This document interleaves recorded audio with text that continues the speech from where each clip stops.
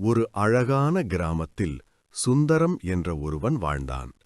அவன் வசதியாக வாழ்ந்தாலும் பிறருடன் பகிர மனம் இல்லாதவன். யாராவது உதவி கேட்டால் எனக்கு போதுமானவே இல்லை என்று சொல்லி விலகிவிடுவான். ஒரு நாள் காட்டுப்பாதையில் நடந்து சென்ற சுந்தரம் காயமடைந்த ஒரு சிறிய பறவையை பார்த்தான். அருகில் ஒளிரும் ஒரு பொன் நாணயம் கிடந்ததை பார்த்ததும் பறவையை விட்டுவிட்டு அந்த நாணயத்தை எடுத்துக்கொண்டான். அந்த இரவு அவன் கனவில் அந்த பறவை ஒளிரும் தேவதையாக மாறி, பேராசை மகிழ்ச்சி தராது, பகிர்வுதான் மனநிறைவு தரும் என்று சொல்லி மறைந்தது.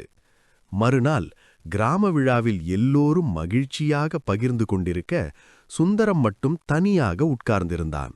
அப்போது ஒரு சிறுவன் உணவு கேட்டு வந்தான். சுந்தரம் ஒரு நிமிடம் யோசித்தான். பின்னர் மெதுவாக அவனுக்கு உணவு கொடுத்தான். அந்த சிறுவனின் சிரிப்பில் சுந்தரம் உண்மையான மகிழ்ச்சியை உணர்ந்தான். அந்த நாளிலிருந்து சுந்தரம் பகிர்வின் மதிப்பை புரிந்து கொண்டு அனைவருக்கும் உதவும் நல்ல மனிதனாக மாறினான்.